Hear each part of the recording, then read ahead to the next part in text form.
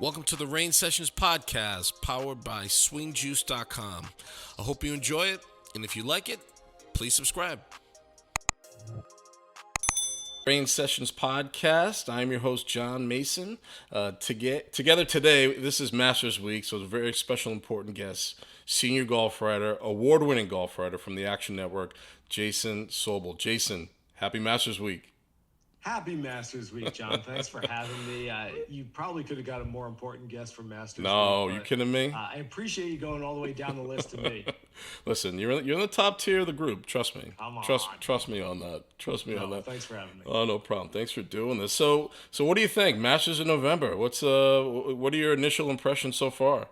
Yeah, I'm fired up for it. I mean, I've had people on social media, and you wouldn't believe it, people on social media who are not agreeable to changing times in different situations. It's crazy. I thought everyone on there agreed with each other all the time, but I've had people over the last 7 months say, I'm not watching the Masters in November. It's supposed to be in April. This isn't a true Masters. There's no azaleas. Like, man, first of all, if the worst thing that's happened to you in 2020 is the fact that the Masters has been moved back 7 months, congratulations. You're ahead of the game. I mean, it's been a lot worse for a lot of other people. So Exactly. So that's the first part of that. And secondly, I don't know. I just think it's going to be different. I think it's going to be cool.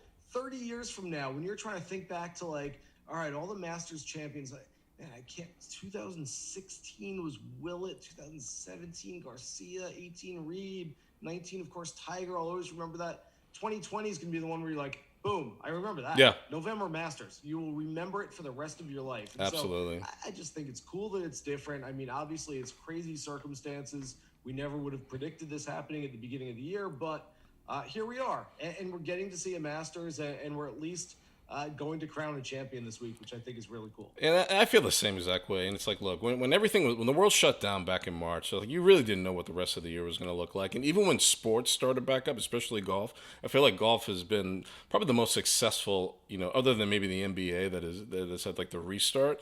Mm-hmm. The fact that we were able to get a few majors and the Masters to close out this year, to me, that's a success. I mean, I'm sorry, but you can give me the Masters anytime, and I'll take it. But this, to me, is this is something that I've been looking forward to since they announced the restart. And it's different. I mean, there's some fall foliage. The course is going to play a little different.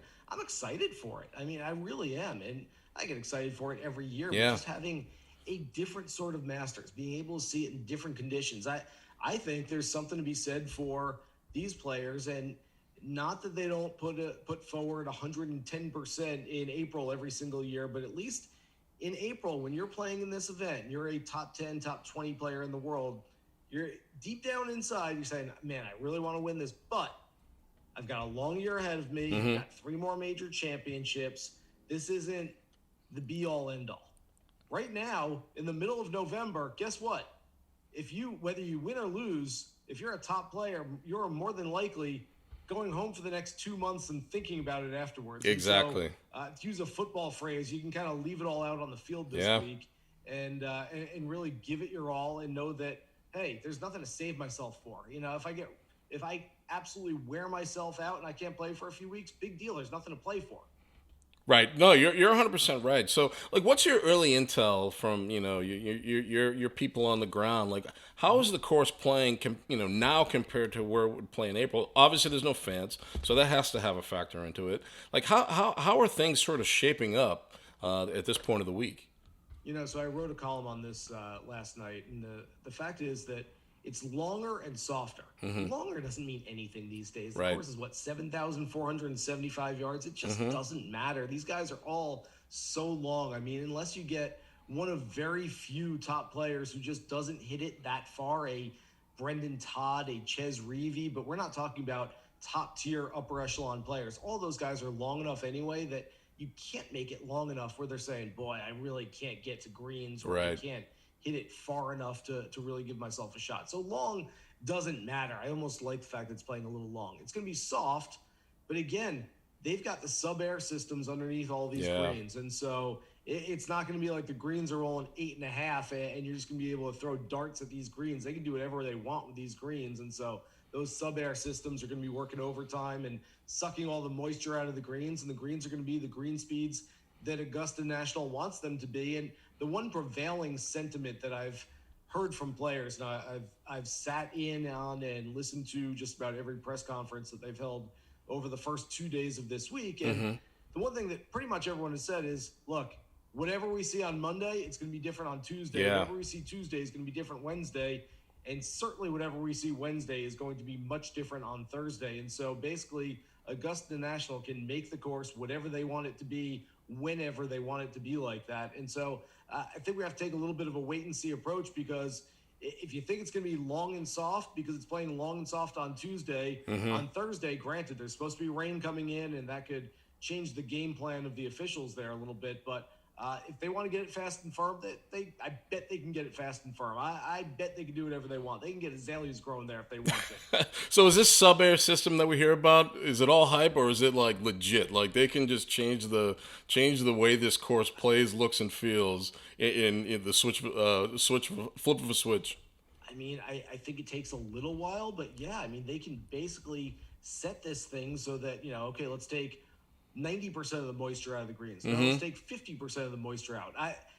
From everything I understand, that's kind of how it works, is that, hey, it's raining a lot. Let's turn the thing full speed and get that rain. So, I mean, I basically always have an image in my head of the rain basically like raining through the green and just coming out the other side and going into the ground somewhere. And right.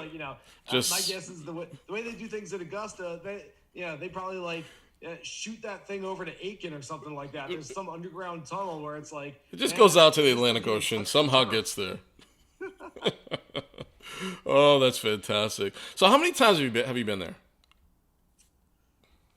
11, 12. 11, 12 times. I started to my first year. I started covering golf full time in the middle of 2004. So I certainly wasn't covering it in 2004. I went in 2005 for the first time.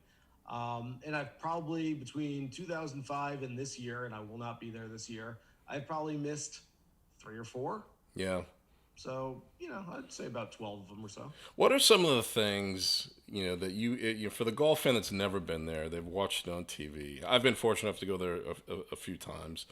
What are some of the things that you've seen that it's like the inside scoop that goes on in Augusta that you wouldn't necessarily expect happen, or when you first went there, first few times that you went there, that you were actually surprised, like, wow, I can't believe, this is actually going on here?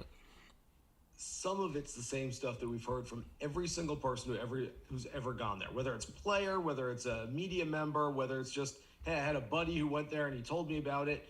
It's hillier than you think it's going to be. It's greener than you think it's going to be. It's just sort of nicer than you think it's going to be. The one thing that always struck me, John, is that you go out there, and especially on a nice day, you get like a nice warm day in April, and it's just like kind of beautiful out, and it's like, this is sort of utopia right here. And there's people walking around in bare feet. Yeah. And I always feel like that's it right there. That's so cool. And the other thing that always strikes me is that there's never a place that I've ever been where everybody in that place would rather be at that place than anywhere else in the world at that moment. I mean, maybe like a family wedding, but even in a family wedding, you got, so-and-so's, my sister's boyfriend is here and he's like checking his phone. He'd rather be watching the game somewhere. Right. The cousins are over there. They don't really know anyone. There's certain things at those kind of places where it's like not everyone there is completely engaged, completely invested in the event that's taking place right there. You go to Augusta National during Masters Week, there is not one person on site whose excitement level isn't ratcheted up to a 10 that week. 100% agree with you. Is so happy to be there. And it's a very strange sort of demeanor in the air, because you won't go anywhere else where everyone's just so delighted to be there at the same time. I mean, where else would you go where people are just like, man, this is exactly where I want to be at this very moment. And there are thousands of people just like me who feel the exact same way. I know. There is such an air of happiness. I remember the first year I went there, we were hanging out at some bar. It wasn't Hooters, but it was somewhere close by. But I just remember we were just hanging out in a group, and some guy just came over to me, didn't know who he was. He just came over to our group and just said Happy New Year. Because it truly is the beginning of the golf season, when it's back in April. But it's the same feeling that when you first walk through the gates, you're just like, I can't believe this place actually exists. especially when you come off of Washington Avenue. It's like you Yes. you cannot believe this place is actually real, and how, just like you said, how hilly it is, how green it is, and how just perfect. There's literally not a blade of grass out of place.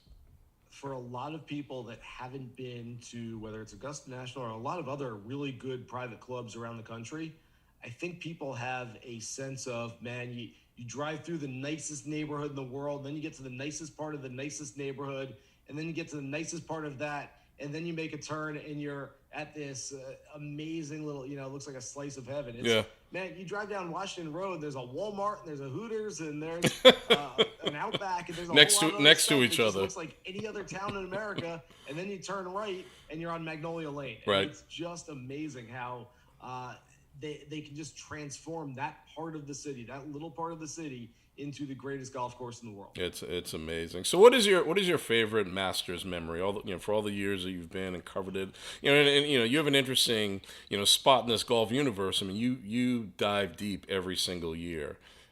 What is your favorite Masters memory?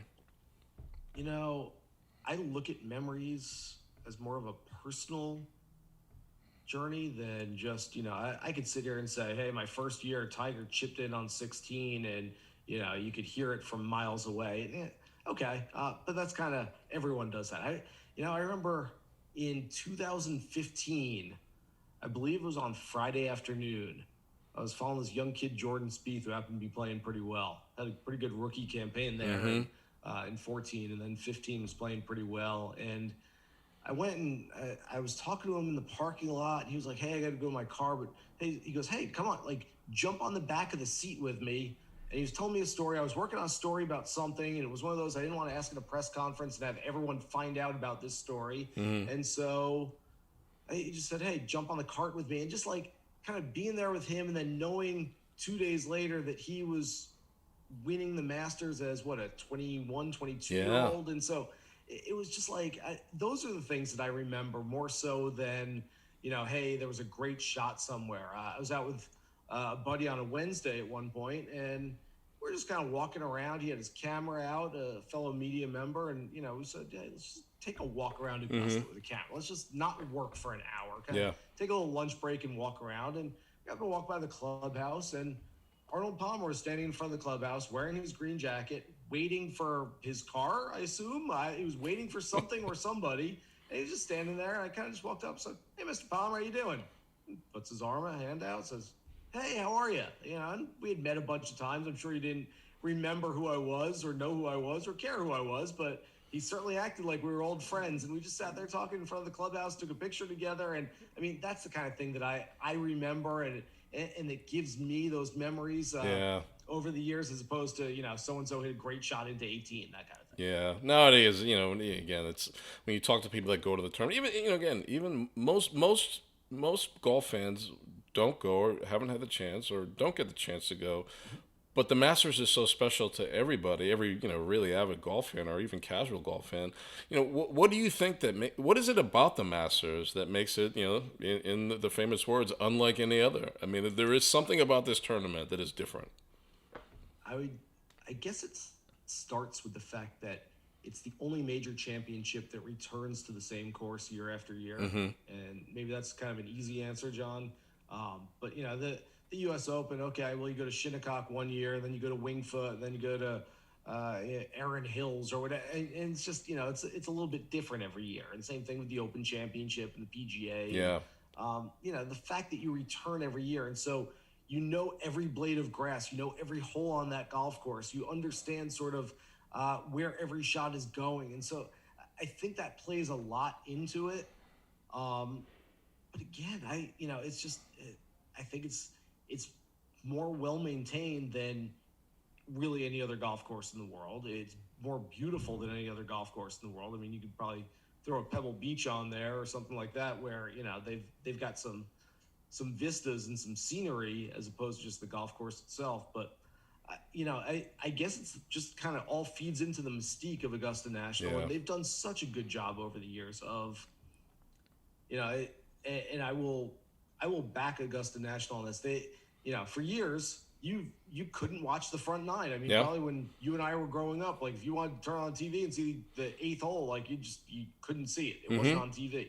And so slowly and gradually they've sort of opened it up a little more, but there's still like sort of a more less is more sort of philosophy around this place. You know, Yeah. they don't sell all their merchandise online. You know, you have to go there. This year they have a patron shop for people who would have had badges, but you have to go there. When you go there, you feel like you're part of the club. Hey, I got to eat an egg salad sandwich. I got to buy 17 shirts and 12 hats because they let me in. I was part Yeah. of that club. And so I think there's something to that aura and that mystique when you go there. I 100% agree, and it's all of that, and again, I think in a normal year, it's also to me, it feels like the beginning of the golf season, especially if you live in the Northeast or some of the colder parts of the country.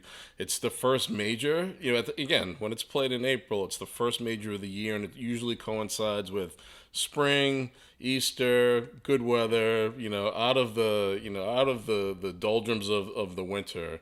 So it gives you that Great hope. point. So, and again, I think this year is, granted it's in November, it kind of is going to lead into the holiday season. I mean, it kind of gives you that same feeling of like, all right, there's some excitement here. And it's really we've been building up to this all year long. So I really can't wait for this week to really get rolling.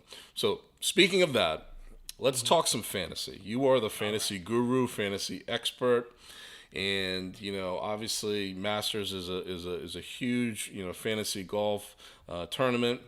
Let's talk about some of your picks that you have for the week. What's your who are your go tos? Who are your sleepers? Mm-hmm. You can keep some secret picks off to the side. No, That's fine. I go public. I own these all the time. I rank the entire field before every major championship. And this week, John, I not only ranked the field, but I gave my best bet for every single player that's in the field. So if you go down the list and you look at so-and-so is in 59th on my list, well, here's a bet that you can make on him, whether you're betting on him, whether you're fading him, some sort of bet that you can make on that player.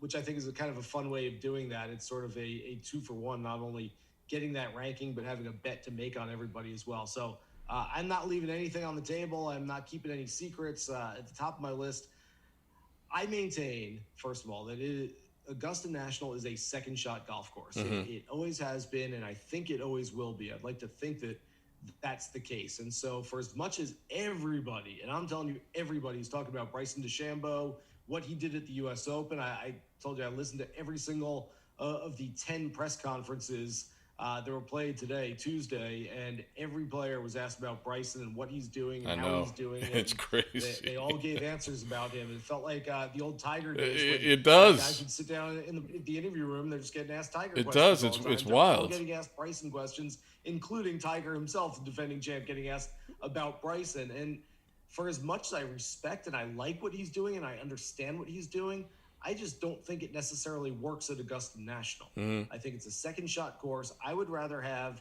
a great ball striker over a guy who mashes it 400 yards. And so the guy at the top of my list is a guy who has proven himself statistically to be the best ball striker in the world. That's Justin Thomas. He is ranked in the top 4 in each of the last 3 seasons in strokes gained on approach shots. He was first last season. Incredible iron player, incredible wedge player, and I think that's going to be the difference this week. And if I move down the list, not a whole lot of sleepers up near the top of my list. I go Patrick Reed, Tony Finau, John Rahm, and Dustin Johnson filling out that top 5. And so if you want to get to some sleepers, it took me to get to sort of the low teens to get to anybody that was off the radar just a little bit, but a guy like Scotty Scheffler, Sebastian Munoz has played well, Corey Connors, JT Poston I had up there, Cameron Smith, a few of those names. So if you're playing fantasy, you're doing DFS, sure, you want a top 20, top 30 kind of bet, those are some of the sleeper names. But really, I don't really see a scenario this week, John, where we don't have one of these best players, one of the top players in the world, winning this golf tournament. Yeah, I feel the same way, and again, I feel like just where the Masters lays this year on the schedule. There's 2 factors. There's one, the people that have been the guys that have been playing a lot. They've got a lot of reps and they're coming into form. But I also think Augusta National is such a different place that again, this is horses for courses. I mean, this is this is one of those ones where I think you look at the top 10, they'll all be in the mix. They'll Yeah. all be in the mix by the end of it. Yeah, I mean, there are a few guys that are going to weed themselves out at some point, but I mean, it just feels like and I think we probably say this for most major championships. We get into the major, and we say on Tuesday, on Wednesday, we go, man, look at all these great players. It's Right. got to be one of them, and then all of a sudden, someone kind of creeps Somebody up, ekes and out. a few of the guys don't play as well. I wouldn't you just love to see just once? I mean, 2020's been kind of a weird year, not the greatest year. Just give us something. Don't rain too much. Don't Right. suspend play at Augusta, and give us a leaderboard on Sunday Yeah. afternoon where we've got DJ and Bryson and Brooks and Tiger maybe and Rory and Justin Thomas all near the top of the leaderboard, all fighting for that green jacket. How cool would that be? I know, and again, it's like we've waited so long for it. Yeah, I want the top. I want the cream of the crop to be in the mix. That's what I'm looking for. How do you feel? The fact that there'll be no patrons this year. Do you think that's going to play at all into either again, maybe with the way the guys approach it or their psyche or just the general atmosphere? It's got to be eerie for most of these guys that have played there in multiple occasions. It's got to be strange to not have patrons on the grounds.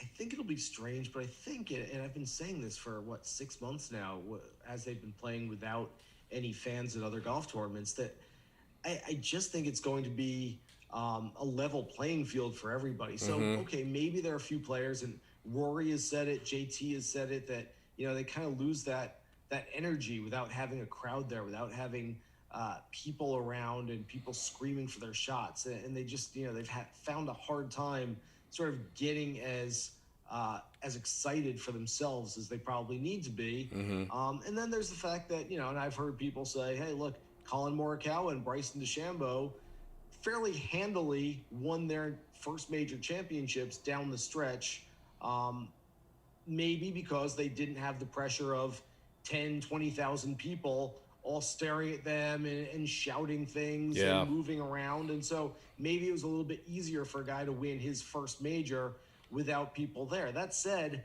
I feel like it's almost a hypothetical intangible in that we can sit here and say, boy, if there were fans, maybe they would have, knocked that ball back into play. Or if there were fans, they might have yelled at Patrick Reed because the fans don't like Patrick and he might have missed that putt. But without knowing what it would have been with fans, it's hard to say what it's going to be without fans. And so I just look at it and say, it's the same thing for everybody. I mean, it's no different than, hey, we've got fast greens this week. Well, everybody's got to putt them. Yeah. And so the best guy, the guy who putts them the best, is going to wind up on top. And it's the same thing with this. It's, hey, there's no patrons there, and it's a shame, and we'd love to have them out there, but it's going to affect everybody equally, and it's not like, some guys have fans and some guys don't. Yeah. Do you think it gives a slight edge to maybe the bottom half of the field? Again, that maybe they're more comfortable. Well, it's quiet. And again, Augusta's a different place. So even when there are patrons there, it's a vastly different golf course than any other that they play.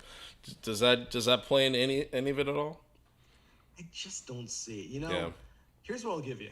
Being November instead of April, I think that experience will matter a little bit less this year than it has in the past. We've all talked about, for years, hey, very few players. I mean, Spieth was sort of the outlier, but very few players show up at Augusta and start playing really well in their first year, second year, third year. It usually takes fourth, fifth, sixth, seventh, eighth year until you start playing this golf tournament really well and start understanding where to hit the ball and where to miss, which is so important on this golf course. Well, I think that with the golf course being a little bit different in November than it is in April, and with shots playing a little bit differently, that the experience that some of these guys have, the experience that Tiger Woods has had for the last, 24 years of playing in this golf tournament, I think is probably negated a little bit by the fact that the course is going to play differently this time of year than before. So I don't know if it's necessarily a patron thing, but just being this time of year, I think probably changes that just a little bit, that there might be less of a gap between the guys who are really experienced and the guys who are playing their first or second one. Yeah. No. Yeah, no, regardless what happens, it's going to be a great week. It's still my favorite golf week of the year. Granted, it's in November, but, I'm super excited for it. And Jason, you have, by the way, You asked So me. Who do you got? so to me, I just think it's Dustin Johnson's year. I just think he's been knocking on the door so many years. Granted he's had success in majors, but I just feel like he's a Ferrari right now, and Yeah. I don't know. That's the player that jumps off. But I actually like a lot of your picks. Again, I like Justin Thomas. I think again it's a ball striker's course. I like Rory, but I personally feel like the Masters is in Rory's head.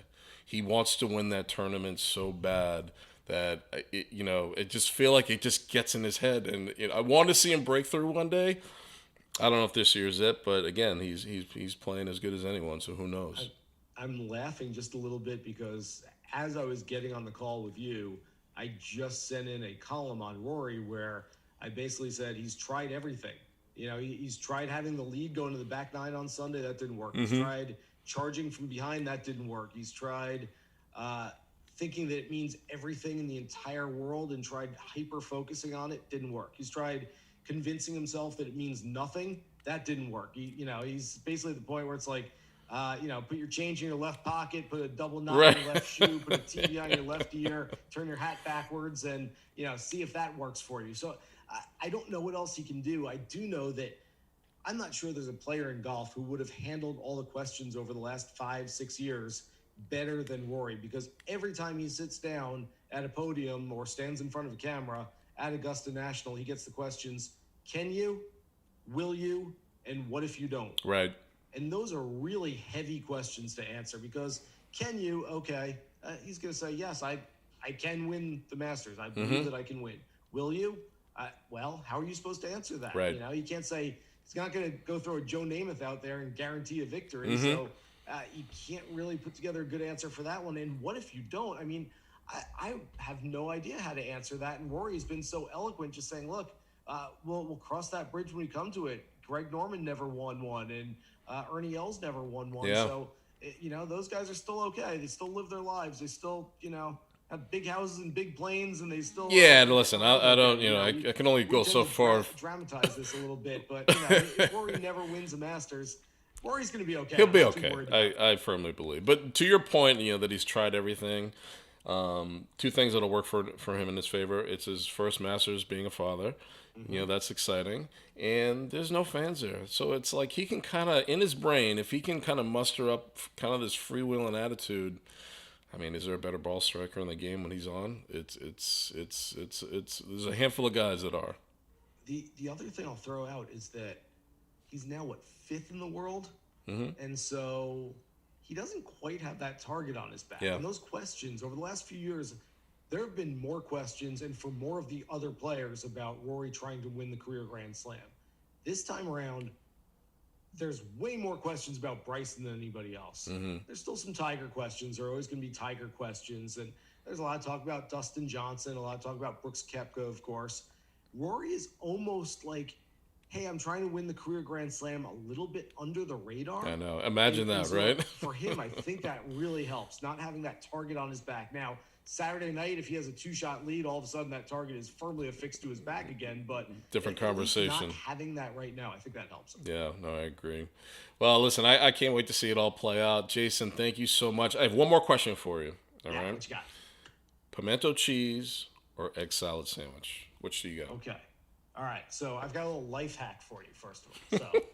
So it's egg salad, but it's not just the egg salad. Now, I've got, I know some people there, and, in the media center, you got some access to things that the fans don't necessarily have out on the golf course, and I understand this stuff, but you take the egg salad sandwich, you open it up, grab about 4 strips of crispy bacon, put it in the middle, then put another egg salad sandwich on top of it. You've got a double-decker bacon and egg salad sandwich. That would be my breakfast in the morning last year when I was there, every single morning.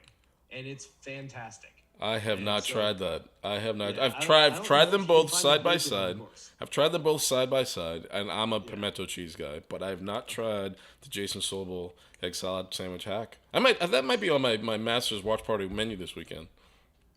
Are you getting the taste of the Masters? No, I do not get the taste of the Masters, but I try to play around in the kitchen a little bit, so I'm gonna try to make a few things. But I'm definitely gonna try that the double decker with bacon egg salad sandwich. I'm telling you, That's a Hall of Famer right there. That's the way to go. Yeah, it's you got to figure this stuff out. I don't know where you get bacon. You might have to you got to know someone in the media to bring you bacon out on the golf course. I know, right? Just have a badge, but we can take care of you. All right. I don't mind funneling bacon to the masses. Listen. Why wouldn't you? It's one of the greatest things in the world next to Augusta National. So, all right, Jason Sobel, thank you so much. Have a great Masters week. And, looking forward to catching up with you sometime soon, hopefully on the golf course. Yeah, I hope so. Absolutely, John. Thanks so much. And thanks for all your support. I know you guys have done some giveaways for us at the Action Network. We have a show called The Gimme, and you guys have done giveaways for that, so really appreciate it. I wear your stuff all the time. Yeah, thank you. You guys are the best, and thanks a lot for having me on. I appreciate it, man. We'll talk to you soon. Have a great rest of your Masters week. Thanks, buddy. All right. Hope you enjoyed today's episode. Please check out swingjuice.com, the go-to place for golf and awesome t-shirts. Use promo code RAINSessions20 for 20% off. Swing Juice, wear your passion on your sleeve.